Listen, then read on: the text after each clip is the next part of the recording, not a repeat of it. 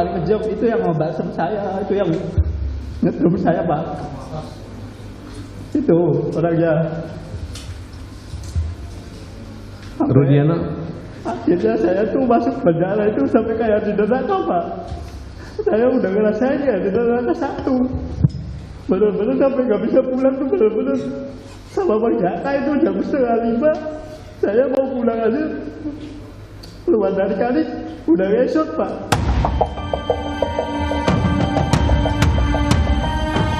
Tangis Adi Renaldi pecah saat bersaksi di sidang PK Saka Tatal. Dia mengaku mendapat siksaan saat diperiksa polisi 8 tahun lalu. Siksaan juga diterima terpidana lainnya dalam kasus kematian Vina dan Eki.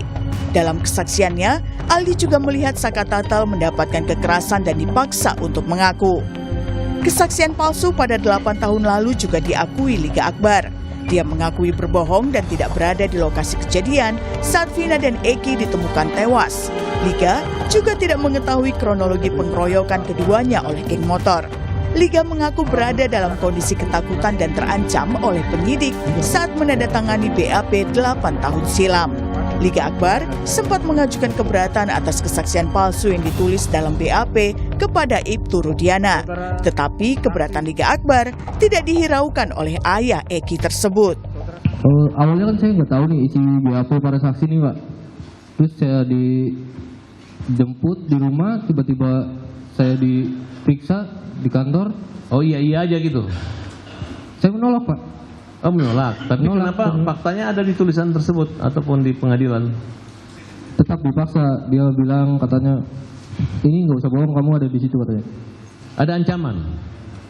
Ancaman atau teror atau intimidasi? Hanya bilang begitu saja sih Pak. Aldi Renaldi dan Liga Akbar adalah 2 dari 8 saksi di sidang peninjauan kembali Saka Tatal di Pengadilan Negeri Cirebon kemarin. PK diajukan dengan meyakini penyebab kematian Vina dan Eki adalah kecelakaan dan bukan pembunuhan.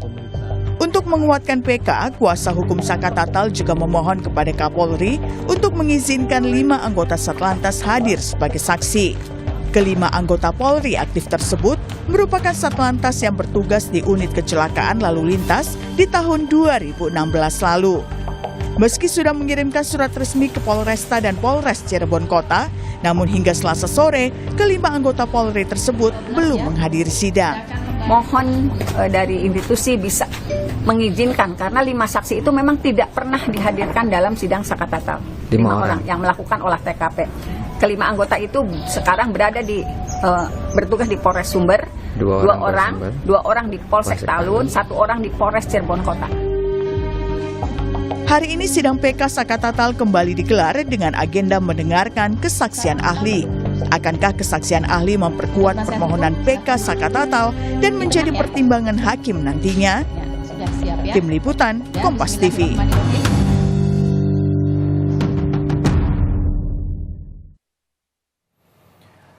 Saudara, 2 saksi mengakui memberikan keterangan palsu dalam penyidikan kasus kematian Vina dan Eki 8 tahun silam. Kesaksian keduanya dalam sidang PK Saka Tatal membuat publik terkejut karena artinya sudah 3 saksi yang mengaku berbohong dalam kasus ini.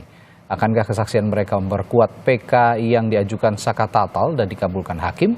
Kita akan bahas soal ini bersama sejumlah narasumber. Ada kuasa hukum Saka Tatal, Siprus E. Tatali, Komisioner Kompolnas Yusuf Warsim, dan kuasa hukum keluarga Vina Raden Reza Pramadia. Selamat pagi, Bapak-bapak. Pagi, Mas Radit. Ya, karena Bung Siprus belum bergabung, saya akan ke Mas Reza terlebih dahulu. Kemarin sudah menyimak tentu saja Mas Reza, ada beberapa kesaksian dari saksi fakta ya, yang disebut saksi fakta dalam sidang PK Saka Tatal. Dan kemarin sepertinya juga dari pihak Anda, dari pihak keluarga korban juga sudah merespons. Tapi yang bisa digarisbawahi dari respons para kuasa hukum kemarin, kuasa hukum keluarga Vina, bagaimana menanggapi PK Saka Tatal kemarin, Mas Reza?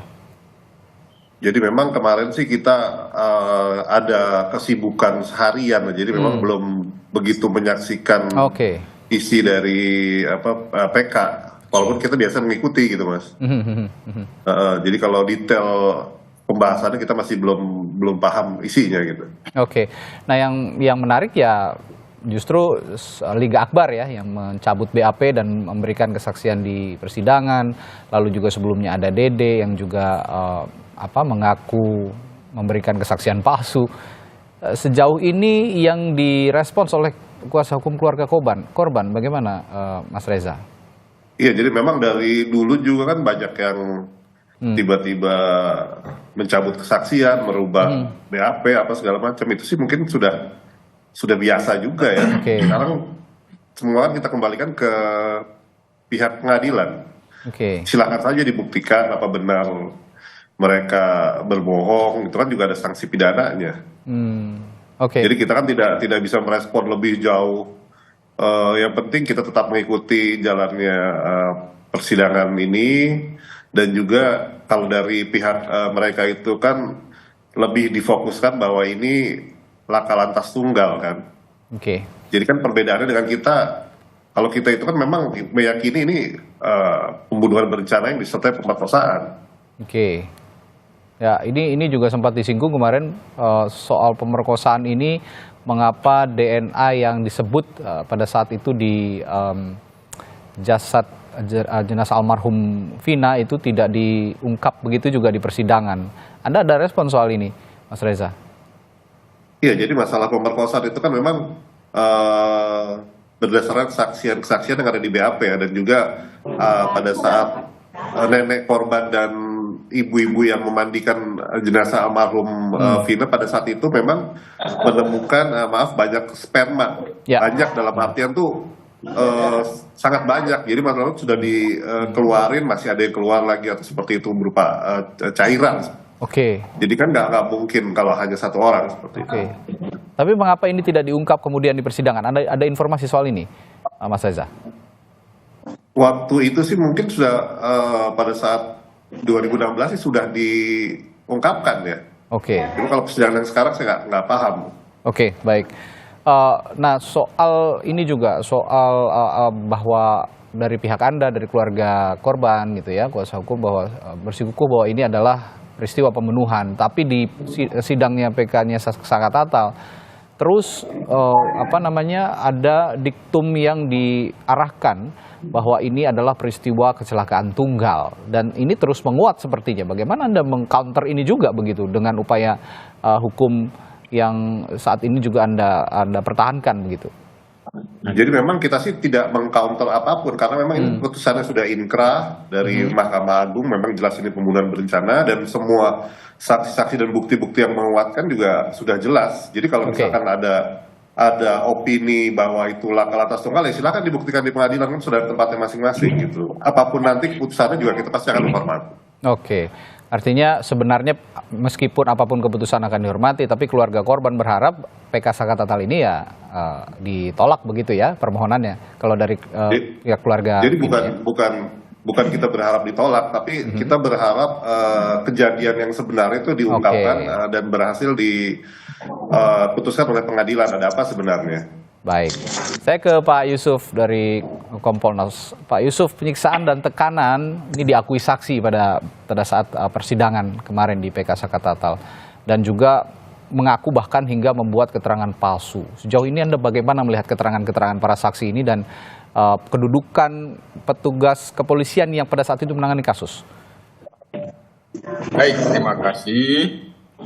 Ya tentu di dalam proses sidang PK pada hari ini memang yang sudah dilakukan pemeriksaan saksi ya sangat menarik. Menarik, kami catat, kami telaah, kami dalami, dan tentu kami cocokkan dengan fakta-fakta yang ada, ya fakta-fakta yang ada sementara ini kan putusan pengadilan yang telah berkekuatan tetap itu kalau terkait dengan materialnya. Tapi apa yang berkembang di dalam proses persidangan PK ini yang kaitannya dengan kinerja penyidikan oleh penyidik, terutama soal SOP, soal prosedur yang itu muncul pengakuan-pengakuan ada dugaan kekerasan, penganiayaan.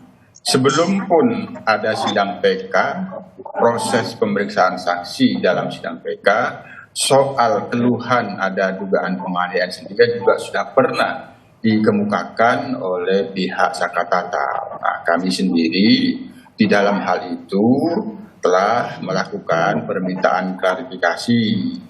Nah, dari hasil klarifikasi yang telah pernah kami mintakan itu kami rekomendasikan agar mendapatkan satu penjelasan yang benar-benar jelas terkait dengan SOP dan prosedur di dalam penyidikannya pada waktu itu, maka perlu dilakukan audit investigatif.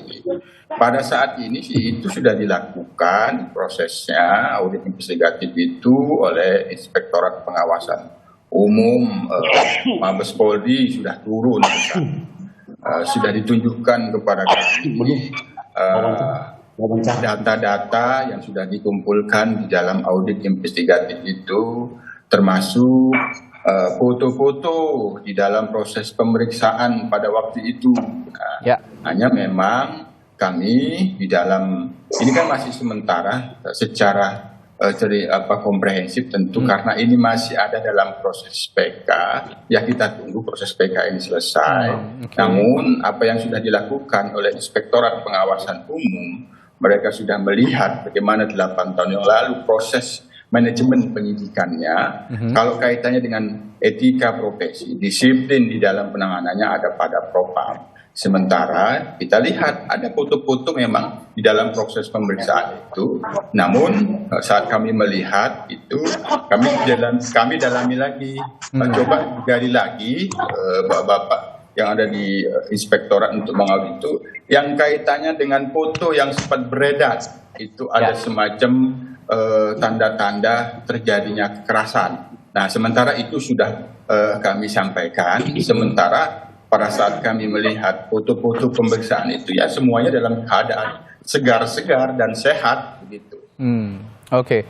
Itu tanggapan dari Anda. Nanti saya juga akan tanyakan pada Anda bagaimana sih sebenarnya prosedur penyelidikan yang dalam aturan yang sudah diatur oleh Polri.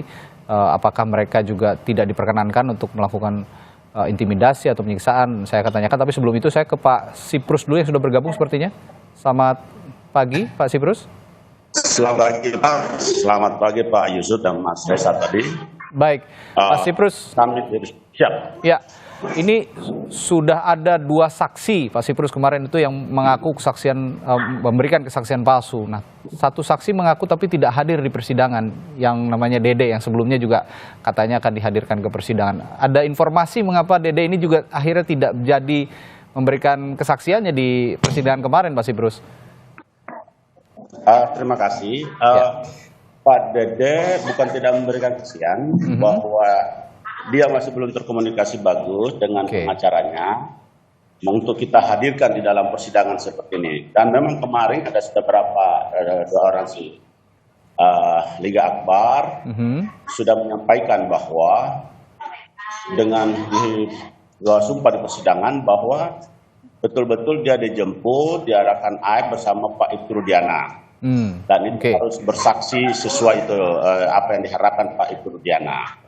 Artinya bahwa dari keterangan Pak tadi kemarin yang disampaikan oleh Pak Liga Akbar, disampaikan di persidangan dan secara live disiarkan oleh semua televisi, itu pertanda bahwa mereka yang dijemput tanpa prosedur oleh Pak Ibtu Rudiana itu benar-benar dari, kalau cuma 1 orang mengaku tidak tahu, ini kan pada umumnya para terpidana itu menyampaikan kami tidak tahu menahu tentang kejadian kematian dan sebagainya, ya lebay pinam kendaraan. Tapi oleh oknum polisi khususnya di Polres Kota Cirebon harus mengaku mereka sampai disiksa. Nah, mereka juga kemarin dalam persidangan bahwa kami dipisahkan dengan si Sudirman. Nah, mohon maaf, Sudirman itu dari pengakuan di persidangan dalam kemampuan untuk berkata-kata maupun berpikir, dan itu juga diakui oleh keluarga, bukan dalam rangka kita merendahkan orang, bahwa dari sisi kemampuan itu ya sebenarnya dia tidak ada kemampuan untuk menganalisa apa yang ditanyakan, karena memang dari sekolah aja, ya mohon maaf dengan segala hormat, tidak mumpuni, tidak tamat, karena memang dari pengakuan keluarga agak keterlambatan jauh dalam berpikir. Nah, tapi yang menjadi pertanyaan kami bahwa dari oknum penyidik di Polres Kota Cirebon itu yang menjadi pegangan bahwa harus mengatakan. Nah, dengan sendirinya kemarin di persidangan beberapa si Al-Ghali juga menyampaikan bahwa mereka semua disiksa. Yang tapi mereka tidak tahu. Siap. Ya, begini Pak Siprus, kita dudukan dulu. Ini pengakuan mereka mengalami penyiksaan, apakah pada saat mereka ini sudah ditetapkan sebagai tersangka atau sebelumnya pada saat Ibtu Rudiana masih melakukan penelusuran atau investigasi mandiri lah, katakan begitu. Bagaimana yang benar? Ya, sebelumnya. Pada saat sebelum mereka menjadi tersangka, begitu? Ditetapkan tersangka, mereka ditangkap tanggal 31 itu. Mereka bertanya apa dasar kami dijemput paksa ini, tapi amanah harus pergi ke Polres. Dan itu tidak ada surat penangkapan, tidak ada apa pemanggilan dan sebagainya. Yang kedua, bahwa yang menjemput paksa itu bukan dari pihak reskrim, tapi adalah Kasat Narkoba, ya sebagaimana kita bersama. Artinya, kalau dari sisi prosedur atau manajemen penyidikan, itu kan sudah tidak memenuhi syarat sebagaimana disyaratkan oleh KUHP. Dan peristiwa penyiksaan itu apakah dilakukannya di kantor polisi atau di tempat lain? Di kantor polisi, Pak. Kantor polisi. Artinya banyak juga polisi pada saat itu yang mengetahui ya, di luar Sat Narkoba pada saat mereka dibawa ke kantor polisi itu. Iya. Jadi mereka disiksa. Dan yang aneh bin ajaib, dalam laporan LP-nya Pak Rudiana itu, dia mengetahui nama-nama orang. Dari mana? Jadi dengan sendirinya pengakuan para tersangka ini membuktikan bahwa mereka harus mengakui walaupun mereka tidak tahu menahu, tidak apa yang dituduhkan kepada mereka. Sebagaimana si Ali bersaksi kemarin. Yang masih di bawah umur jauh itu sampai dia, kalau dia berkata, kalau dia disuruh lari kemarin, dia mengatakan dalam persidangan loh, pasti dia ditembak. Ya, nah ini juga kan Ibtu Rudiana ini bertindak katanya kemarin menurut pengakuan ini berdasarkan kesaksian dari Aep dan Dede yang pada saat itu sedang nongkrong-nongkrong begitu di tempat yang tidak jauh dari lokasi kejadian, kabarnya seperti itu. Nah ini kan sudah ada pengakuan dari Dede yang ternyata dirinya ini mengaku memberikan kesaksian palsu. Ada satu orang lagi bernama Aep yang saat ini juga masih dicari keberadaannya dan penting untuk digali keterangannya sebenarnya. Sejauh mana mereka ini atau Aep dan Dede ini berkesesuaian keterangan. Saya akan tanyakan ke Pak Siprus bagaimana nanti tindakan ke depannya untuk mencari keberadaan Aep juga, termasuk kita akan bahas di Sapa Indonesia Pagi saat lagi. Tetaplah bersama kami.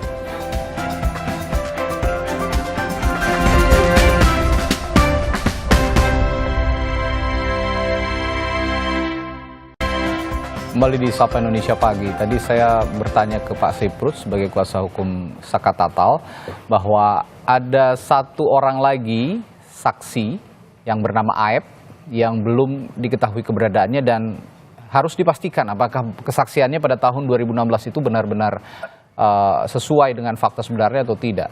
Dan ini sudah masuk dalam BAP meskipun pada saat sidang di tahun 2017 kasus pembunuhan Vina dan Eki ini kedua saksi Aep dan Dede ini tidak hadir di persidangan. Nah, ini perlu didudukan juga menurut saya dan saya akan tanyakan juga apakah ada upaya juga untuk mencari keberadaan Aep ini, Pak Siprus. Baik, terima kasih. Ya memang Aep ini harus perlu dihadirkan untuk membuka tabir kegelapan kasus ini. Karena apa? Dari kesaksian penyampaian Dede berapa di lokasi itu, atas maupun si Liga Akbar kemarin, ya kan? Nah, dia dijemput oleh Aep untuk pergi ke Polres. Mengenai apa? Untuk bersaksi, si Liga Akbar menyampaikan saksi apa? Karena saya tidak tahu. Itu pengakuan di persidangan loh Pak. Dia menolak terus-terus, tapi tetap harus dipaksakan oleh Pak. Setelah sampai di Polres, dipaksakan oleh Pak Ibtu Rudiana, harus bersaksi sesuai yang diarahkan dalam BAP itu. Nah, itu dia sudah menolak karena dia tahu bahwa dia tidak ada di TKP, tidak ada di tempat, tidak mengerti apa yang disampaikan dalam BAP itu. Sebagaimana dia bersaksi, artinya dari pengakuan sudah 2 orang di depan persidangan itu, 2 orang itu tinggal Aib sendiri.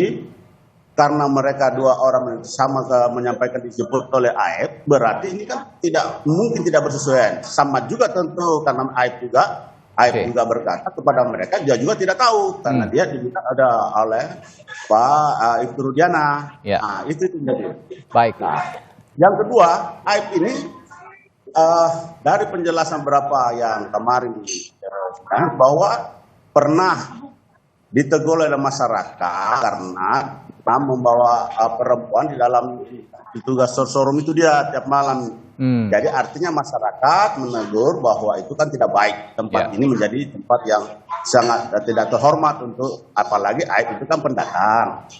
Nah itu menurut dari Pak Kualikat karena dia dendam kepada mereka ini karena dia pernah ditegur itu.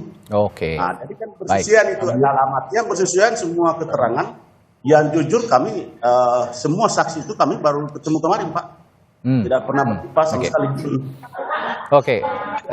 Karena Ibtu Rudiana ini katanya melakukan investigasi mandiri sebelum melaporkan resmi ke Polres Cirebon begitu ya dalam kasus pembunuhan. Saya akan bertanya juga ke Mas Reza nih. Mas Reza, kemarin pada saat keluarga Vina ini memberikan keterangan pers didampingi kuasa hukum, ini juga hadir seorang Ibtu Rudiana di sana dan ini sepertinya juga menjadi pemunculan pertama dari Ibtu Rudiana di hadapan publik, di hadapan media begitu. Nah, apakah ini juga sudah direncanakan atau memang berbarengan dengan keluarga Vina atau seperti apa kemarin itu? Jadi memang kemarin awalnya kita akan melakukan konferensi pers hanya dengan tim Hotman 911 saja di Keraton Kacirebonan. Tetapi sedekat-dekat waktu kita mendapat kabar bahwa Ibtu Rudiana juga ingin ikut hadir dan berbincang-bincang. Jadi sifatnya memang sangat dadakan sekali, tidak kita rencanakan. Spontan gitu ya? Ya. Nah, apa yang Anda ketahui juga mengapa Ibtu Rudiana ini tiba-tiba juga memutuskan untuk muncul di hadapan publik dan di depan media memberikan pernyataan-pernyataannya kemarin? Ada alasan tertentukah yang Anda ketahui? Kalau kemarin yang saya dengar dari pembicaraan dia adalah karena selama ini sudah terlalu banyak masukan-masukan yang kurang baik tentang diri Pak Rudiana dan juga institusi. Dan juga beliau itu merupakan polisi aktif, jadi harus menunggu dari pimpinan, instruksi dari pimpinan. Jadi mungkin sekarang sudah saatnya muncul ya, momennya pas mungkin dengan adanya Bang Hotman ke Cirebon juga beliau ikut bersama-sama melakukan konferensi pers seperti itu. Ini berarti kalau kemarin menunggu instruksi dari pimpinan, sekarang sudah ACC begitu ya, sudah diizinkan untuk berbicara di depan media seperti itu. Saya juga kalau gitu akan menanyakan ke Pak Yusuf dari Kompolnas. Pak, Ibtu Rudiana sudah muncul ke publik memberikan keterangan untuk kembali menjelaskan duduk perkara kasus ini. Bagaimana Anda melihat kemunculan Ibtu Rudiana kemarin, Pak Yusuf? Ya harapannya dengan sudah muncul kembali ke publik, Kompolnas sendiri sebagai pengawas fungsional eksternal Polri telah memohonkan pada Polda Jabar untuk kami bisa bertemu dengan ayah korban almarhum Eki, Ibtu Rudiana. Nah, sehingga ini kalau sudah muncul ke publik berarti ini ada tanda-tanda untuk bisa bertemu dengan kami. Yang semula kami ingin mengetahui apakah dalam keadaan sehat dan baik-baik saja. Kalau kita sudah lihat di publik kemarin berarti dalam kondisi sehat dan baik-baik saja. Kami sendiri akan meminta konfirmasi yang substansinya kira-kira begini. Pada satu peristiwa itu diinformasikan ada korban anaknya, ingin kita mintakan konfirmasi dua. Satu sisi bagaimana dia seorang ayah, dan satu sisi dia sebagai seorang anggota polisi.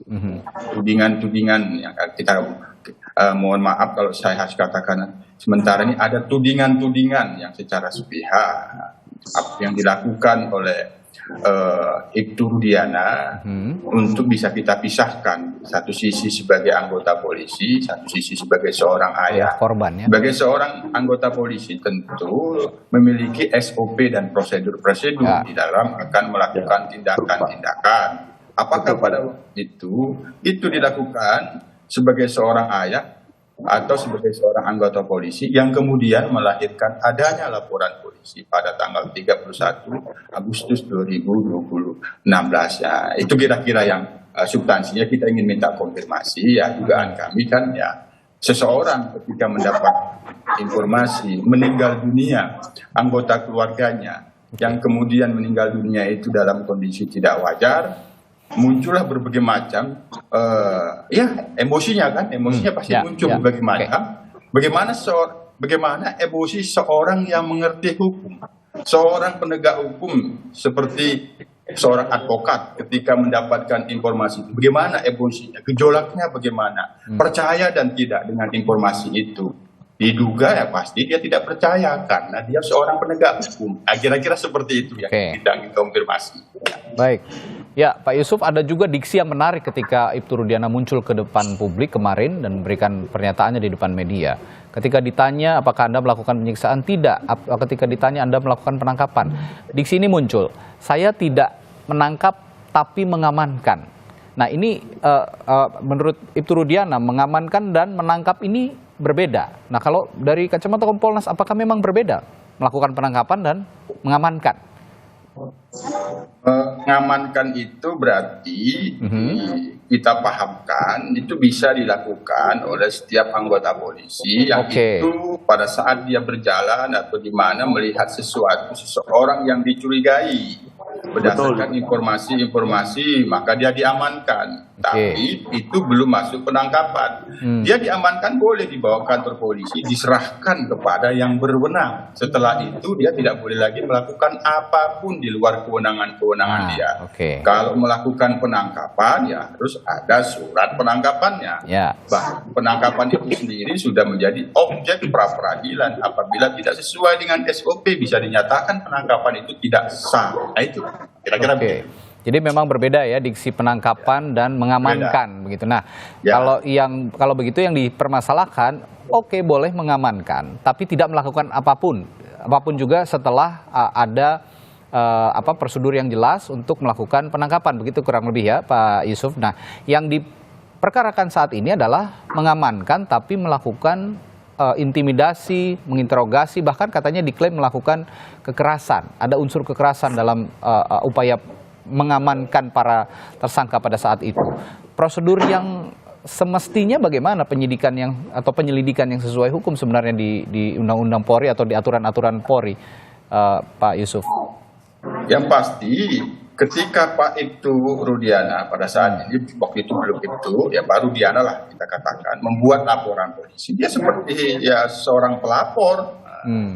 Setelah dilaporkan polisi, dia tidak melakukan apapun kecuali menunggu dan bagaimana perkembangannya. Yang berwenang setelah itu ya penyelidik dan penyidik. Nah, penyidikan sendiri ada SOP-nya, ada perkapnya, 2 lagi. Itu kemarin yang menjadi landasan pra peradilannya PG dikemukakan. Nah, di situ ya pasti permintaan informasi dengan mengundang klarifikasi dalam proses penyelidikan itu semuanya ada SOP yang jelas. Gitu.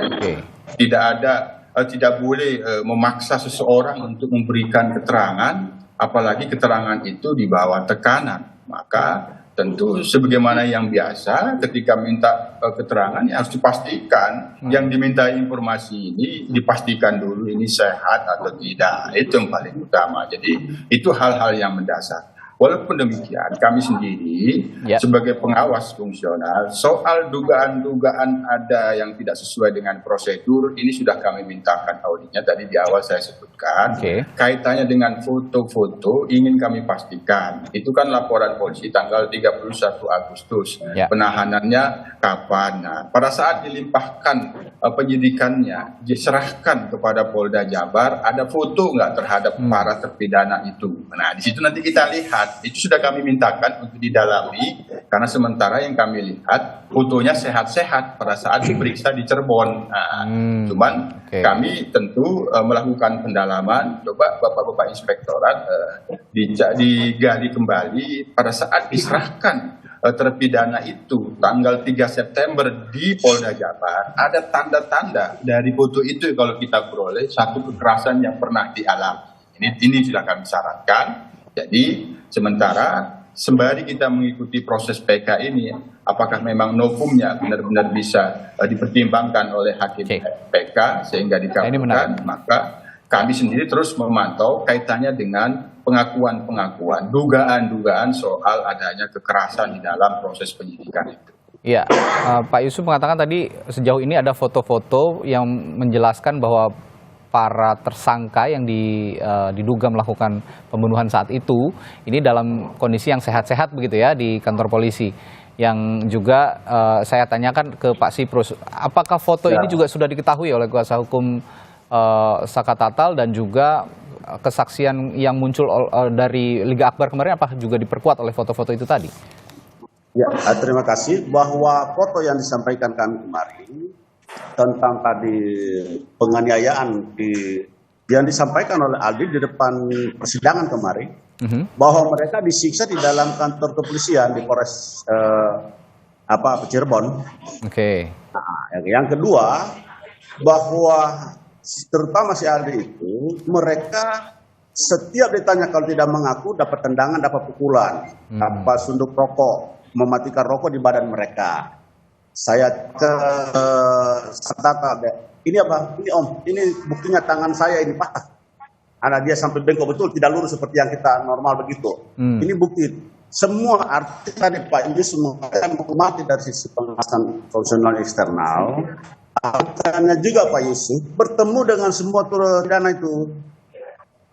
Yang sekarang menjadi di tahanan yang sebagian supaya di satu bagaimana dan pengakuan di kemarin yang dia konam adalah si Gugun maupun si yang disebut ada Papua kemarin yang dia mengetahui nama, tapi intinya dalam kesaksian di persidangan oleh Aldi bahwa mereka disiksa betul-betul sebagaimana yang menandakan foto. Saya berkata, kalau di institusi TNI tanpa menunggu perintah apapun kejahatan atau apa itu bedanya dengan TNI dengan Polri.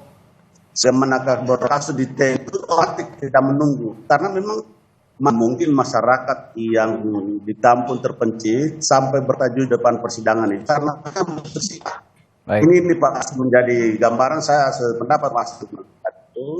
Tapi saran saya juga Pak Yusuf, tidak menunggu seakan-akan tugas Pak Yusuf itu harus nungguin dari kepolisian segala macam. Ya kalau menunggu itu ya, kalau barang bukti atau alat bukti sudah tidak mungkin ditunjukkan Pak Yusuf. Jika bisa mencari, tidak mohon maaf Pak Yusuf tidak mengajarkan menggurui, bisa dicari dari pihak-pihak yang lain. Apakah cocok penyampaian penyidik yang disampaikan kepada Pak Yusuf atau pihak lain? Itu satu. Kalau saksi kami di persidangan kemarin, saksi fakta di lapangan itu, bahwa dijemput, habis itu diinterogasi. Nah, diinterogasi dalam waktu kurang lebih hampir 7 jam sebelum LP. Artinya, menjadi pertanyaan juga, dari mana seorang Ibtu Rudiana mengetahui nama-nama pelaku? Nah, dia tidak ada di TKP. Itu dalam LP-nya. Itu yang menjadi pertanyaan, itu kan keganjilan. Kejanggalan yang sekarang terjadi itu saya yakin yang betul-betul rekayasa. Itu dalam pendidikan itu. Seperti itu Pak. Ini memang masih berjalan PK-nya dan memang semua pihak ya, masing-masing pihak ini bertahan dalam anggapannya masing-masing bahwa ada peristiwa pembunuhan dan satu sisi juga ini adalah peristiwa kecelakaan tunggal begitu. Nah, ini yang sama-sama harus dibuktikan juga di PK-nya Saka Tatal yang juga bisa jadi pintu masuk sebenarnya kalau memang dikabulkan oleh Mahkamah Agung, pintu masuk kepada para terpidana lain yang masih menjalani hukuman saat ini di penjara. Terakhir saya ke Mas Reza. Mas Reza, kalau kemarin kemunculan Ibtu Rudiana ini berbarengan dengan konferensi pers yang pihak Anda lakukan juga gitu ya, keluarga korban, apakah kedepannya ini juga untuk menyikapi PK-nya Saka Tatal atau mengawal kasus ini begitu ya, yang saat ini sedang diupayakan hukum juga di PK, apakah akan kedepannya akan beriringan berbarengan juga atau seperti apa, Mas Reza? Jadi memang untuk di kasus ini kita memang sama-sama dari pihak korban, tapi kita masing-masing kan sudah klien kami itu hanya keluarga almarhum Vina dan Pak Rudiana juga sudah ada kuasa hukum tersendiri. Jadi untuk di yang saat ini kita memang tidak berbarengan. Kalau tahun 2016 memang kita diwakili oleh Pak Rudiana. Jadi apapun permasalahan di tahun 2016 ya ada di Pak Rudiana gitu. Tapi kalau sekarang kita kuasa hukum almarhum Vina itu sudah menggunakan kami sebagai kuasa hukumnya. Jadi kita yang mewakili. Jadi tidak akan berbarengan, tapi ya sama-sama mengawal sepertinya ya dengan sisi masing-masing. Iya, karena kita sama-sama sebagai korban di situ. Bisa tambahkan Pak Radit? Ya, silakan Pak Yusuf, terakhir Pak. Menginformasikan saja ke Pak Siprus, saat setelah itu film viral, saya bertemu dengan Ibu Titin, kuasa hukum Saka Tatal. Berbagai macam informasi sudah saya terima dari Ibu Titin, itulah yang kami bawa, termasuk foto yang ada tanda-tanda kekerasan itu kita bawa ke Polda Jakarta. Nah, itu sebagai informasi. Terima kasih banyak. Dan Pak Yusuf juga terakhir tadi akan sepertinya kalau Ibtu Rudiana sudah muncul ke publik, sepertinya juga akan Kompolnas akan mencoba untuk approach kembali Ibtu Rudiana untuk menanyakan kasus ini ya, Pak Yusuf ya. Betul, karena kami sudah memohonkan untuk bisa bertemu, ya harapannya kalau sudah muncul ke publik ya bisa bertemu dengan kami. Kami ya bisa bincang-bincang dulu seperti apa, kan kira-kira segera akan diagendakan ya Pak Yusuf ya? Betul. Baik, terima kasih pagi hari ini sudah memberikan perspektifnya dalam kasus ini. Nanti juga kita akan nantikan hari ini akan ada sidang lanjutan PK dengan agenda pemberian keterangan dari ahli, ya masing-masing ahli yang dihadirkan oleh kuasa hukum dari pemohon Saka Tatal. Baik, terima kasih sekali lagi kuasa hukum keluarga Vina, Mas Reza, Pak Yusuf Warsim juga dari Kompolnas, dan Pak Siprus dari kuasa hukum Saka Tatal sudah berbagi informasi dan perspektif pagi hari ini. Sehat selalu Bapak-bapak, sampai jumpa lagi. Pak Reza, Pak Siprus.